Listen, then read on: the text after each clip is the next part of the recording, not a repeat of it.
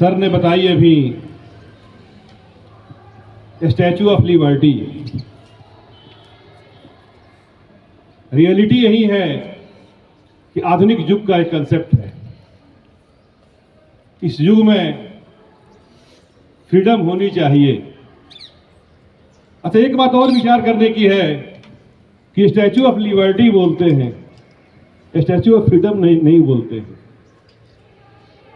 कोई भी वर्ड कहने के लोग सिनोनिम्स बोल देते हैं, लेकिन सबका कुछ ना कुछ हल्का फुल्का डिफरेंस होता है। जैसे कि हमने आज़ादी मिली, हमको आज़ादी मिली, संघर्ष किया, तो हमारे लिए फ्रीडम शब्द है, यह ऊपर से दिया गया, किसी को कारावास से मुक्त किया गया, वहां फ्रीडम वर्ड यूज होता है। अमेरिका के लोग जब यूरोप डिस्टर्ब हुआ और लोग, चूंकि वहां संघर्ष चल रहा था, कैथोलिक प्रोटेस्टेंट या कई ग्रुप में बट गए जब यूरोप, तो लोग शांति के तलाश में पार कर गए अटलांटिक ओशन और चले गए यूएसए। वहां कुछ लोग जाकर के बस गए, वहीं के वासी हो गए, और फिर बाद में लोग गए वहां ट्रेड करने के लिए, और दोनों में संघर्ष चला, तो वहां पर फ्रीडम हुआ, फ्रीडम स्ट्रगल हुआ, और अमेरिका को फ्रीडम मिला 1783 में, ना 1783 में फाइनल साइन हुआ था। ऐसे तो इन लोगों ने डिक्लेयर बहुत पहले कर दिया था। उसमें कॉमन सेंस पैम्पलेट आया था थॉमस पेन का, लेकिन जो ट्रीटी हुई वो 83 में हुई थी।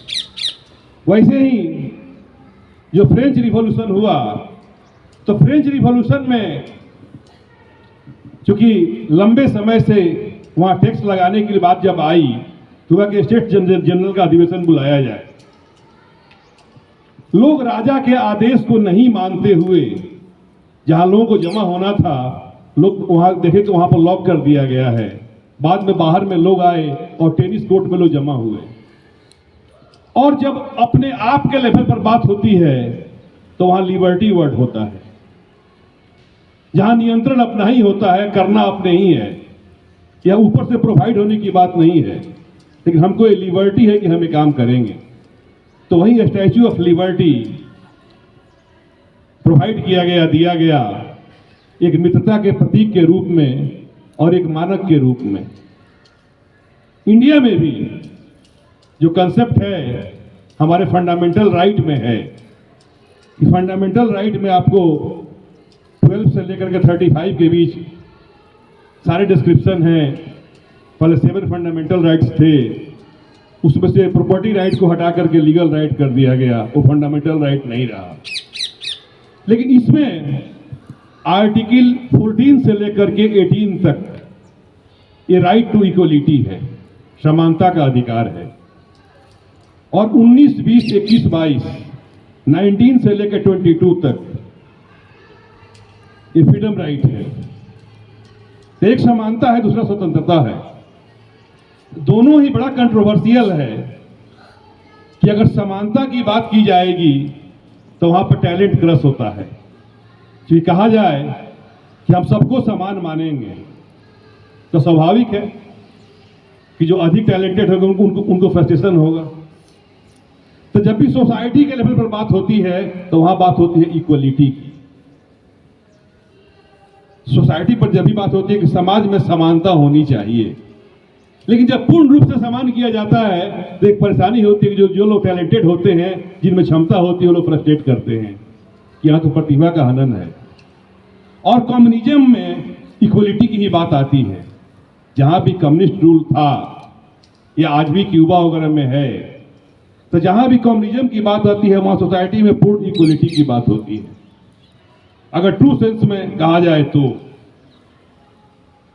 लेकिन जब भी डेमोक्रेसी की बात आती है तो वहां पर फ्रीडम की बात आती है।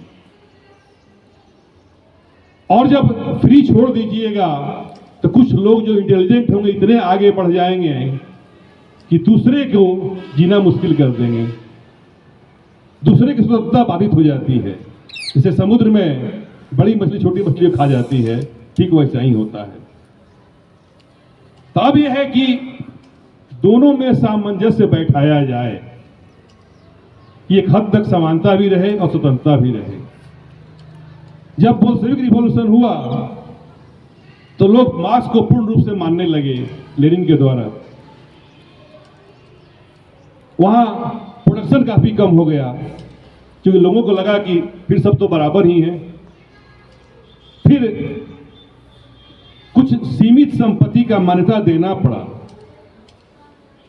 लेनिन पर सवाल उठाया गया कि तुमने ऐसा क्यों किया, तो लेनिन ने कहा कि 2 कदम आगे चलने के लिए 1 कदम पीछे हटना होता है।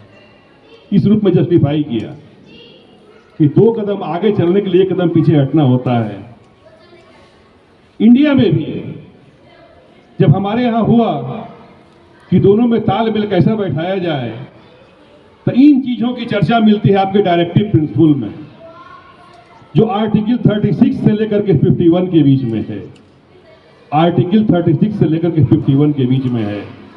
और उसी में जो आर्टिकल 39 है उसका क्लॉज बी और सी है, जहां की स्वतंत्रता और समानता का सामंजस्य बैठाया गया है। इसी आर्टिकल का सहारा लेकर के चाहे वो फीमेल के रिजर्वेशन की बात होती है, कहीं भी इन लोगों को राइट देने की बात होती है, या समाज में वैसे लोग जो पिछड़े हुए हैं उनको कहीं ना कहीं जगह पर लाने की बात होती है, या जो भी डाउन ट्रोडन है उनको हेल्प करने की बात होती है। तो इस ढंग का प्रावधान हमारे डायरेक्टिव प्रिंसिपल में रख करके इसका सामंजस्य बैठाया गया। उसी के चलते रिजर्वेशन भी या और भी जो भी किए गए SC ST के लिए जो भी सीट का प्रोविजन किया गया, सब में उस आर्टिकल की चर्चा आती है, डायरेक्टिव प्रिंसिपल का आर्टिकल 39 और बी और सी। इसलिए हमारे यहाँ जो कॉन्स्टिट्यूशन का प्रोविजन है वो डेमोक्रेटिक सोशलिज्म है। डेमोक्रेसी मतलब पूर्ण स्वतंत्रता और सोशलिज्म मतलब समानता। तो स्वतंत्रता और समानता दोनों का सामंजस्य बैठाया गया।